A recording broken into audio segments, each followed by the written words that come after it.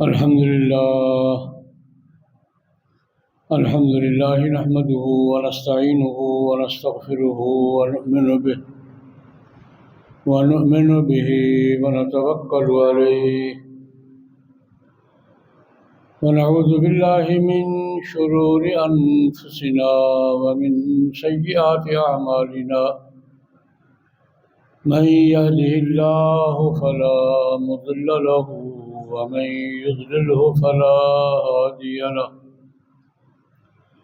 ونشهد أن لا إله إلا الله وحده لا شريك له ونشهد أن سيدنا وسندنا ومولانا محمدا عبده ورسوله صلى الله تعالى عليه وعلى آله وأصحابه وأزواجه وبناته وأتباعه أجمعين أما بعد فأعوذ بالله من الشيطان الرجيم بسم الله الرحمن الرحيم وقال لهم نبيهم إن الله قد بعث لكم طالوت ملكا قالوا أنى يكون له الملك علينا ونحن أحق بالملك منه ولم يؤت سعة من المال قال إن الله اصطفاه عليكم وزاده بسطة في العلم والجسم والله يؤتي ملكه من يشاء والله واسع عليم صدق الله العظيم۔ بزرگان محترم، برادران اسلام، قرآن مقدس کی ایک آیت کریمہ تلاوت کی ہے۔ اس آیت مبارکہ کی روشنی میں کچھ ضروری باتیں عرض کرنے کی کوشش کروں گا۔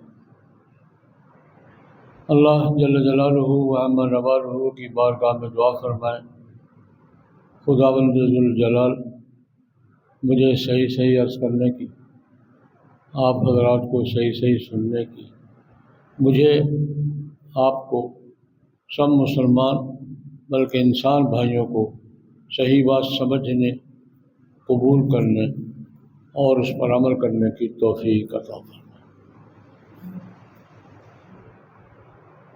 آج دنیا بھر میں، عالم اسلام میں بالخصوص فلسطین کی صورتحال زیر بحث ہے۔ فلسطین میں جو کچھ ہو رہا ہے، جو کچھ کر رہا ہے، سب کے سامنے ہے۔ ہم بھی کچھ سے کوئی گزارش کر رہے ہیں۔ آج میں اس پس منظر میں یہ چاہوں گا، اسی فلسطین کی ایک جنگ کا، دو جنگوں کا قرآن پاک نے ذکر کیا۔ یہی محاذ جنگ تھا، یہی نہر اردن تھی، یہی غزہ تھا، یہی بیت المقدس تھا۔ قرآن پاک نے 3-4 معرکوں کا ذکر کیا ہے اور 2 جنگوں کا ذکر کیا ہے۔ ان میں سے ایک جنگ کا ذکر پڑھیے، اور اگر آپ خود پڑھنا چاہیں، ذوق رکھتے ہوں، تو دوسرے پارے کے آخری 2 رکوع کسی بھی تفسیر میں پڑھ لیں۔ اللہ رب العزت نے اس جنگ کا تفصیل سے ذکر کیا ہے۔ اسی نہر اردن کے کنارے، یہی غزہ کی پٹی، یہی فلسطین۔ ایک طرف اللہ کے پیغمبر تھے، دوسری طرف ظالم حکمران تھے۔ اللہ پاک نے اس جنگ کا ذکر کیا ہے اور اس کا تھوڑا سا تذکرہ کرنا چاہتا ہوں۔ اللہ رب العزت فرماتے ہیں، الم تر الی الملأ، جناب نبی کریم صلی اللہ علیہ وسلم سے فرمایا کہ آپ اس قوم کو جانتے ہیں؟ من بعد بنی اسرائیل میں بعد موسیٰ علیہ السلام کے بعد کی بات ہے یہ۔ حضرت موسیٰ علیہ السلام کے زمانے میں حضرت یوشع بن نون علیہ السلام نے قبضہ کیا تھا۔ یہ پہلی جنگ ہے، یہ دوسری جنگ ہے۔ کچھ عرصے کے بعد ظالم حکمران جالوت قابض ہو گیا، فلسطینیوں کو غلام بنا لیا، ظلم اٹھانے شروع کر دیے، تو وہ سارے مل کر آئے، بنی اسرائیل اکٹھے ہوئے فلسطینی، اور اپنے وقت کے پیغمبر سے درخواست، اس وقت اللہ کے پیغمبر تھے حضرت سموئیل علیہ السلام۔ بائبل نے بھی تفصیل سے ذکر کیا ہے اور قرآن پاک نے بھی تفصیل سے ذکر کیا ہے کہ بنی اسرائیل جب ظلم کی انتہا ہو گئی، بے بس ہو گئے، اذ قالوا لنبی لهم ابعث لنا ملکا نقاتل فی سبیلہ، فلسطینی اکٹھے ہوئے، اللہ کے پیغمبر سے درخواست کی، یا حضرت ہمارا کوئی امیر مقرر کرے، ہم لڑنا چاہتے ہیں، جہاد کرنا چاہتے ہیں، ابعث لنا ملکا، ہمارا کوئی بادشاہ مقرر کریں، امیر مقرر کریں، نقاتل فی سبیل اللہ، اللہ کے راستے میں جہاد کریں گے ہم، آزادی، اس کو آج کی اصطلاح میں آزادی کی جنگ کہتے ہیں۔ ظالم حکمران مسلط ہے، جبر کر رہا ہے، زیادتیاں کر رہا ہے، ناانصافی کر رہا ہے، ہم اس سے جان چھڑانا چاہتے ہیں، اس آزادی کے لیے نقاتل فی سبیل اللہ کے راستے میں جنگ کریں گے، لڑیں۔ وہ چونکہ حالات سے واقف تھے، قوم کی نفسیات سے واقف تھے، انہوں نے کہا یار اس وقت تم جوش و جذبہ میں ہو، میں مقرر کر دوں گا کسی کو، میں کیا بھی دوں گا، جہاد کرو، تم نے کرنا نہیں ہے،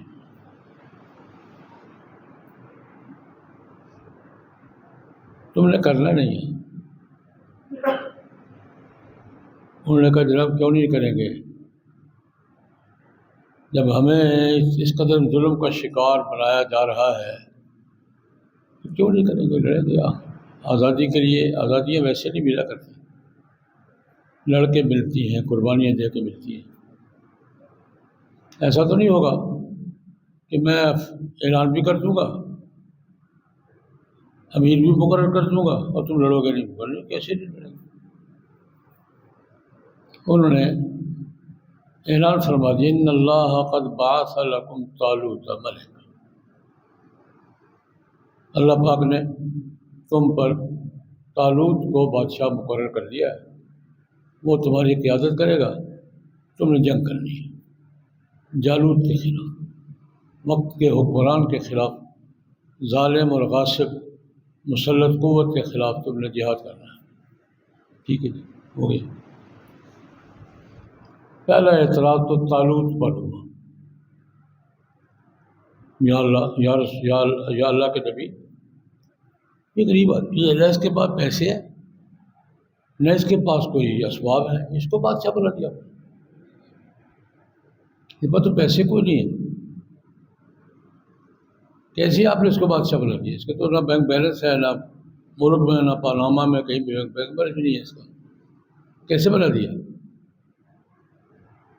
انہوں نے کہا جس کام کے لیے بنایا ہے وہ کام کر سکتا ہے، پیسے ویسے چھوڑو، بس تطن فی العلم والجسم، علم بھی اس کے پاس ہے، جسمانی قوتیں بھی ٹھیک ہیں، میں نے مقرر کر دیا۔ یہ ہے کہ اس کے پاس پیسے نہیں ہے، اس کے پاس اسباب نہیں ہے، اس کی برادری بڑی نہیں، چھوڑو اس بات کو، ہم نے مقرر کر دیا، جاری کرو۔ اللہ پاک فرماتے ہیں کہ ہم نے حکم دے دیا، چلو بھائی، تم نے تقاضا کیا تھا، ہم نے فتویٰ دے دیا، اب چلو۔ اکٹھے ہوئے، طالوت نے لشکر اکٹھا کیا۔ بائبل کہتی ہے، بائبل اس کو، طالوت کو ساؤل بادشاہ کہتے ہیں، ساؤل بادشاہ۔ ہمارے قرآن پاک میں اس کا نام طالوت ہے اور بائبل میں ساؤل بادشاہ، اکٹھے ہوئے۔ یہی نہر اردن، اس طرف یہ ہیں، اس طرف وہ ہیں۔ اللہ پاک نے فرمایا ایک امتحان لوں گا، ان اللہ مبتلیکم بنہر، چیک کروں گا میں، اللہ تعالیٰ تمہیں آزمائے گا نہر کے گزار کر نہر سے گزرتے ہوئے، چھوٹی سی پابندی ہے اگر کر سکو تو، نہر سے گزرتے ہوئے نہر کا پانی نہیں پینا، بس یہ چیک اپ ہے، نہر سے گزرنا ہے، نہر کا پانی نہیں پینا۔ من شرب منہ فلیس منی، جس نے نہر کا پانی پیا اس کا ہمارے ساتھ کوئی تعلق نہیں، وہ فارغ ہے۔ من لم یطعمہ فإنہ منی، جو نہر کا پانی چکھے بغیر عبور کر گیا وہ لشکر میں ہوگا۔ یہ اللہ پاک نے چیکنگ پوائنٹ تھا، یہ قرآن کہہ رہا ہے من شرب منہ فلیس منی، جس نے گزرتے ہوئے نہر کا پانی پی لیا وہ گیا، وہ لسٹ سے خارج ہے۔ من لم یطعمہ فإنہ منی، جس نے نہ چکھا وہ ہمارے ساتھ فوج میں ہوگا۔ فشربوا منہ الا قلیلا منہم، بہت تھوڑے بچ گئے، باقی سب نے پی لیا۔ فشربوا منہ الا قلیلا منہم فلما جاوزہ، جب نہر عبور کر کے دوسرے کنارے پر گئے، بعد جنگ پر گئے، تو ان کا حال برا تھا۔ قالوا لا طاقت لنا اليوم بجالوت وجنودہ، بھائی ہم تو نہیں لڑ سکتے، ہم طالوت اور اس کے لشکر کا مقابلہ نہیں کر سکتے، ہم سے نہیں مقابلہ ہوتا، نہ ٹرمپ کا ہوتا ہے نہ نتنیاہو کا ہوتا ہے۔ لا طاقت، ہم فوجیں ہیں۔ روایات میں آتا ہے کہ جو لشکر تیار ہوا تھا وہ 80,000 تھا، نہر عبور کر کے اس امتحان کی چھانٹی سے گزر کر جو نکلے 313 تھے۔ جناب نبی کریم صلی اللہ علیہ وسلم نے ایک حدیث میں ارشاد فرمایا کہ ہماری اصحاب بدر کی تعداد اصحاب طالوت جتنی ہے۔ بدر میں کتنے تھے؟ کہ ہماری اصحاب بدر کی تعداد اصحاب طالوت جیسی ہے۔ 80,000 میں سے 313 رہ گئے تھے، باقی سب پیٹ پکڑے بیٹھے تھے، اور یہ کہہ رہے تھے لا طاقت لنا اليوم بجالوت، ہم نہیں لڑ سکتے یار، ہمارے بس کی بات نہیں۔ جالوت سے لڑنا، اس کے لشکر سے لڑنا ہمارے بس کی بات نہیں۔ اللہ پاک نے بڑا مزے کا جملہ فرمایا، قال الذین یظنون انہم ملاقو اللہ، ان میں خدا پر یقین رکھنے والے جو تھے، ان کا یقین یہ تھا کہ کل اللہ کو جواب دینا ہے، انہوں نے کہا ہم تو کھڑے ہیں، ابھی لڑیں گے۔ قال الذین یظنون انہم ملاقو اللہ، جن کو یہ یقین تھا کہ اللہ سے ملاقات ہونی ہے۔ آج کی زبان میں جو بلیورز تھے، نان بلیورز نہیں تھے، جو خدا پر یقین رکھتے تھے، انہوں نے کہا ٹھیک ہے ہم تو کھڑے ہیں۔ کم من فئۃ قلیلۃ غلبت فئۃ کثیرۃ باذن اللہ، اصل فیصلہ خدا کے ہاتھ میں ہے، قلت کثرت کے ہاتھ میں نہیں ہے۔ بسا اوقات اللہ پاک چھوٹی چھوٹی ٹولیوں کو بڑے بڑے لشکروں پر فتح عطا فرما دیتے ہیں۔ یہ ان کا جملہ ہے، کم من فئۃ قلیلۃ غلبت فئۃ کثیرۃ باذن اللہ۔ اللہ تبارک و تعالیٰ کی مدد شامل حال ہو تو قلت کثرت کچھ نہیں کرتی، لٹ گئے۔ فلما برزوا لجالوت وجنودہ، آمنا سامنا ہو گیا۔ ادھر سے جالوت ہے وقت کا سب سے بڑا حکمران، جابر حکمران، ادھر سے طالوت ہے۔ قرآن پاک فلما فصل طالوت بالجنود، جو قرآن پاک کا ترجمہ کر رہا ہوں میں، کسی تاریخی روایت کا کتاب کی روایت نہیں پڑھ رہا ہوں۔ جب طالوت نے نہر عبور کی، 313 آدمی ان کے ساتھ تھے، باقی سب پیچھے رہ گئے تھے، آمنے سامنے ہوئے۔ اس زمانے میں جنگ کا اصول یہ تھا، بدر میں بھی ایسا ہوا دونوں لشکر آمنے سامنے ہوئے ہیں تو اوپننگ یوں ہوتی تھی کہ 2-3 آدمی ادھر سے 2-3 آدمی ادھر سے آتے تھے، یہ لڑتے تھے. نظر میں 3 آدمی آئے تھے نا، 3 ادھر سے 3 ادھر سے. یہ اس زمانے کا طریقہ جنگ تھا. جالوت خود سامنے آیا، ان کا میرے مقابلے کا کوئی بندہ لاؤ یار. جالوت سر سے لے کر پاؤں تک لوہے میں لگا ہوا ہے، بختر بند گاڑی نہیں، بختر بند لباس. سر کے خود سے لے کر پاؤں کے موزوں تک لوہے میں رکھا ہوا ہے، سوائے آنکھوں کو کچھ نظر نہیں آ رہا. دونوں ہاتھوں میں یہ میں بائبل سے بیان کر رہا ہوں. وہی قرآن پاک نے کہا کہ آمنا سامنا ہوا، اس نے چیلنج کیا کہ میرے مقابلے کا بلاؤ یار، کون ہے تم میں جو میرا مقابلہ کرے.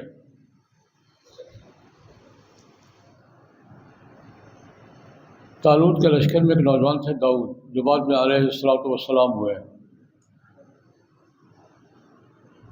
داؤد علیہ السلام نوجوان تھے، طالوت کے لشکر میں تھے. وہ آئے، میں مقابلہ کروں. اللہ کے بندے، وہ تو سر سے لے کر پاؤں تک لوہے میں ڈھکا ہوا ہے، آپ پر تو سادہ لباس ہے، ہتھیار بھی نہیں ہے، کیا کرو گے؟ کیونکہ میں نے کرنا ہے، کرنے والا دیکھ رہا. بائبل کہتی ہے اس کے ہاتھ میں گوپیا تھا. بڑی مزے سے تفصیل بیان کیا قرآن نے بھی اور بائبل نے بھی. اس کے ہاتھ میں گوپیا تھا. گوپیا جانتے ہیں؟ یہ ہوتی ہے غلیل. اب تو فلسطینی بچے غلیلوں سے لڑتے ہیں نا. اس کے ہاتھ میں گوپیا تھا داؤد علیہ السلام کا. گوپیا کسے کہتے ہیں؟ ایک لمبی ڈوری ہوتی ہے، ایک مستقل فن ہے لڑائی کا. اس کے کونا ایک چھوٹے سے پتھر پر لپیٹ کر اس کو گھما کے مارتے ہیں، گولی کی طرح لگتا ہے. اس کو گوپیا کہتے ہیں، آج بھی استعمال ہوتا ہے. یہ جو جاپانی سکھاتے ہیں نا کراٹے شراٹے، ان میں یہ بھی ہے. بغیر ہتھیار کے کراٹے کسے کہتے ہیں؟ بغیر ہتھیار کے لڑنا. یہ جاپان کا فن ہے نا، ہمارے بچے بھی سیکھتے نہیں سیکھتے. یہ کراٹے کے فنون میں یعنی وہ لڑائی جو ہتھیار کے بغیر لڑی جائے، ہاتھوں سے، پاؤں سے، سر سے، یہ مستقل لڑائی کا طریقہ ہے جس کو ہم جوڈو کراٹے کہتے ہیں. اس جنگ کا ایک فن ہتھیار تھا گوپیا، پتھر اس طرح سا اور ڈوری ایک باندھ اس کو لپیٹ کر. فن ہوتا ہے، سیکھنا پڑ رہا ہے، ویسے نہیں کہ میں بالوں پر. وہ گھوم کر ایسے لگتی ہے جیسے گولی لگتی ہے. گوپیا ہاتھ میں ہے، 4-5 پتھر ہاتھ میں ہیں کھڑے. طالوت نے کہا خدا کے بندے کیا کروں گا؟ آپ بسم اللہ کی اجازت دیں. آپ ان 2 آدمیوں کی مقابلے کا منظر بائبل نے بیان کیا ہے کہ دونوں آمنے سامنے ہوئے ہیں. تو جالوت نے کہا لڑکے خودکشی کرنے آئے ہو؟ خودکشی بنتی تھی نا یہ. اس کے دونوں ہاتھوں میں تلواریں ہیں، سر سے لے کر پاؤں تک لوہے میں ڈوبا ہوا ہے، اور سامنے ایک لڑکا کھڑا ہے سادہ کپڑوں میں، ایک غلیل ہاتھ میں ہے. یہ ہمارے خیال میں تو خودکشی بنتی ہے. جالوت نے کہا لڑکے خودکشی کرنے آئے ہو؟ اس نے کہا یار اپنا وار کرو، ابھی پتہ چل جائے گا کہ کیا کرنے آیا. بائبل کہتی ہے اس نے تلوار گھمائی وار کرنے کے لیے. یہ پھرتیلا نوجوان تھا، نکل گیا، اس کا وار ناکام. ان کا اب تم تیاری کرو. گوپیے میں پتھر گھمایا، مارا، آنکھ میں لگا، دماغ میں گھسا، سیدھا جالوت ایک ہی حملے میں ڈھیر ہو گیا. قتل داؤد جالوت. قرآن پاک کہتا ہے داؤد نے جالوت کو قتل کر دیا. جب اللہ کی مدد ساتھ ہوتی ہے تو پھر گوپیے بھی کام کرتے ہیں. کرتے ہیں نہیں کرتے؟ قتل داؤد جالوت، ایک طرف وہ کھڑے ہیں، ہم نہیں لڑ سکتے، ہماری طاقت برابر نہیں ہے، یہ بھی ایک نیا فلسفہ کر دیا ہم نے،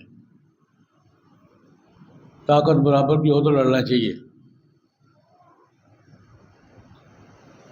داؤد علیہ السلام کے ہاتھوں جالوت قتل ہوا، لشکر کو شکست ہوئی اور فلسطینیوں کا قبضہ دوبارہ پورے فلسطین پہ بحال۔ اور تھے کتنے؟ 313۔ ہتھیار کیا تھا؟ گوپیا، لیکن باذن اللہ، اللہ کی مدد ساتھ تھی، اللہ کی مدد ساتھ ہو، اور یہ ہم نے بھی دیکھا ہے۔ آج یہ بات دیکھو جی، طاقت نہ ہو تو لڑنا نہیں چاہیے، طاقت مقابلے کی تو ہو تو لڑنا نہیں چاہیے۔ جناب نبی کریم صلی اللہ علیہ وسلم بدر کے میدان میں جب کھڑے تھے، طاقت برابر کی تھی، برابر کی طاقت تھی۔ کتنے تھے یہ؟ 313۔ وہ کتنے تھے؟ 1/3 بنتی ہے۔ ہتھیاروں کی پوزیشن یہ تھی کہ ان میں شہرے کے پاس تلوار تھی، یا 8 آدمیوں کے پاس تلوار تھی صرف۔ ہمیں یہ نئے نئے دانشور نکلتے، نئی نئی فلسفے بگاڑتے ہیں، یہ طاقت مقابلے کی نہ ہو تو لڑنا نہیں چاہیے۔ حضور کیوں لڑے تھے؟ طاقت مقابلے کی تھی، لڑے، جیتے۔ اللہ کہتے میں ساتھ ہوں، میرے لیے لڑ رہے ہو۔ اور خندق کی جنگ، احزاب، جب متحدہ عرب قبائل نیٹو، متحدہ عرب قبائل کے لشکروں نے آ کے مدینہ کو گھیر لیا تھا، احزاب کی جنگ یہی تھی نا۔ قرآن پاک و منظر بیان کرتا ہے، زاغت الابصار بلغت القلوب الحناجر وتظنون باللہ الظنون۔ جب آنکھیں پتھرا گئی تھیں دشمن میں گھیرے، دشمن قریش نہیں تھے، پورا عرب قبائل کا اتحاد تھا۔ قرآن پاک اس وقت کا منظر بیان کر رہا ہے، زاغت الابصار، آنکھیں پتھرا گئی تھی، بلغت القلوب الحناجر، دل سینے میں حلق میں پھنس گئے تھے آ کر۔ وتظنون باللہ الظنون، تم اللہ کے بارے میں بدگمانیوں کا شکار ہونے لگے تھے۔ ہنالک ابتلی المؤمنون، مومنوں کو آزمائش میں ڈال دیا گیا تھا۔ وزلزلوا زلزالا شدیدا، مسلمانوں کو ہلا کے رکھ دیا گیا تھا، قرآن پاک کہتا ہے۔ بلکہ اسی احزاب کے موقع پر، بخاری کی روایت ہے، جناب نبی کریم صلی اللہ علیہ وسلم نے مردم شماری کروائی تھی اپنی، اکتبوا لی من تلفظ بالاسلام، مسلمانوں کی پہلی مردم شماری احزاب کے موقع پر ہوئی ہے۔ حضور نے حکم دیا، اکتبوا لی من تلفظ بالاسلام، کلمہ پڑھنے والے لکھو کتنے ہوئے، شمار کرو۔ حضرت حذیفہ بن الیمان رضی اللہ تعالیٰ عنہ مردم شماری کرنے والوں میں تھے، کہتے ہم نے گنے، یہ پہلی مردم شماری احزاب کے موقع پر ہے، بچے، بوڑھے، جوان، چھوٹے، مرد، عورتیں مل کر ہم 1500 تھے۔ ٹوٹل آبادی کتنی تھی مسلمانوں کی؟ 1500۔ اور مزے کی بات یہ ہے، حذیفہ بن الیمان کہتے ہیں رضی اللہ تعالیٰ، بخاری کی روایت ہے، ہم گن کے آئے، رپورٹ پیش کر رہے ہیں، حذیفہ ہی رپورٹ پیش کر رہے ہیں، یا رسول اللہ گھبرانے کی کیا بات ہے، ہم 1500 ہیں، 313 تھے تو ہم نے مار نہیں کھائی تھی، اب ہم کتنے ہیں؟ 1500 ہیں۔ اس لہجے میں کہتے میں نے رپورٹ پیش کی۔ میں آپ ان دانشوروں سے کہنا چاہتا ہوں، اس 1500 کی آبادی کے ساتھ حضور نے 1 مہینہ متحدہ عرب قبائل کے محاصرے کا سامنا کیا ہے۔ کیا یا نہیں کیا؟ مدینہ منورہ کا گھیرا ڈال لیا تھا، آنکھیں پتھرا گئی تھی، دل حلق میں پھنس گئے تھے، آزمائش پہ ڈال دیے، ہلا کے رکھ دیے گئے تھے۔ اللہ پاک فرماتے ہیں دیکھو یار تم ذرا مجھ پہ اعتماد کرو، پھر میں کیا کرتا ہوں۔ ایک جملہ بڑا مزے کا، وَكَفَى اللَّهُ الْمُؤْمِنِينَ الْقِتَالَ۔ کبھی قرآن پاک کو اس حوالے سے بھی پڑھ لیا کرو یار، وَكَفَى اللَّهُ الْمُؤْمِنِينَ الْقِتَالَ۔ اللہ کہتے ہیں مسلمانوں کی جنگ میں نے اپنے کھاتے میں ڈال دی۔ میں نے کہا تمہارے امتحان لینا تھا، ہو گیا، بس میں جانوں یہ جانوں۔ وَكَفَى اللَّهُ الْمُؤْمِنِينَ الْقِتَالَ، اللہ پاک نے مومنوں کی جنگ اپنے حساب میں ڈالی، چھوڑو یار نہ لڑو۔ کیا لڑا؟ ارسلنا علیہم ریحا وجنودا لم تروها۔ یہ 1 مہینے سے محاصرے پہ بیٹھے ہوئے، خندق کھودی گئی ہے، محاصرہ جاری ہے، اور ہم نے ہوا کی رفتار تیز کر دی۔ میں نے اور کیا کرنا ہے؟ ارسلنا علیہم ریحا، ہم نے ہوا بھیجی، بس کا ترجمہ کہ ہم نے، ہوا تو ہر وقت ہوتی ہے نا، ہوا کی رفتار تیز کر دی۔ ایک رات سردیوں کی رات تھی، مدینہ منورہ کا ماحول تھا، اللہ پاک کہتے ہیں ہم نے صرف ہوا تیز کر دی، خیمے اکھڑے، چولہے الٹے، آگ لگی۔ وہ لشکر جو مدینہ منورہ کے ان 1500 کو صفحہ 80 سے مٹانے کے لیے آئے تھے، ان کو بھاگنے کی جگہ نہیں مل رہی تھی، بھاگنے کا راستہ نہیں مل رہا تھا۔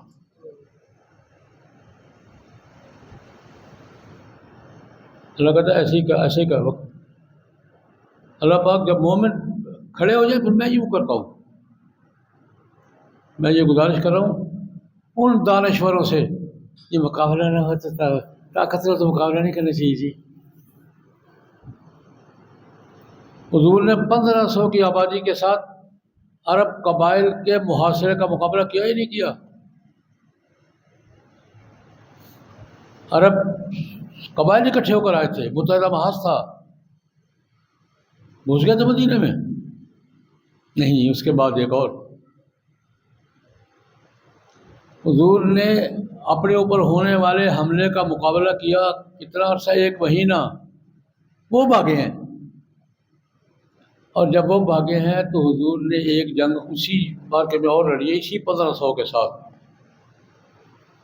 یہودیوں نے بدماشی کی تھی، ہمیشہ ہی بدماشی کرتے ہیں۔ یہودیوں نے غداری کی تھی، معاہدے کی خلاف ورزی کی تھی۔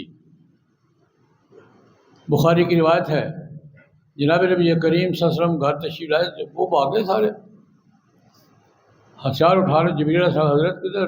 اب یہ ہتھیار نہیں اٹھا رہے، ابھی ایک جنگ اور ہے، ہتھیار کیسے اتار رہے ہیں آپ؟ ادھر چلے بنو قریظہ کی طرف، چلیں۔ حضور نے اعلان فرمایا، چلو بھائی سیدھے بنو قریظہ کے محاصرے پر چلو، عصر کی نماز وہاں پڑھنی ہے۔ صبح کو وہ بھاگے ہیں، عصر کی نماز سے پہلے بنو قریظہ کا حضور نے خود محاصرہ کر لیا۔ 2 دن بعد وہ بھی چلا وطن ہو گیا۔ میں اس بات کر رہا ہوں، یہ بات لا طاقت لنا اليوم، ہم لڑ نہیں سکتے جی۔ مسلمان کس بات کے لیے ہو؟ کلمہ کیوں پڑھتے ہو؟ طاقت مقابلے کے نہ لڑنا نہیں چاہیے، حضور تو لڑتے رہے ہیں۔ 300 کے ساتھ 1000 کا مقابلہ کیا ہے، 1500 کے ساتھ پورے عرب قبائل کا مقابلہ کیا ہے، اور پھر یہودیوں کو وہاں سے جلا وطن کیا ہے، مدینے کا کنٹرول مکمل کیا ہے،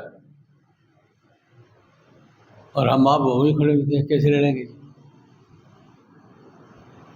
گزارش یہ ہے، ہم اسی تو اللہ تبارک و تعالیٰ آزما رہے ہیں، ہمیں بھی، مجھے بھی آزما رہے ہیں، آپ کو بھی آزما رہے ہیں۔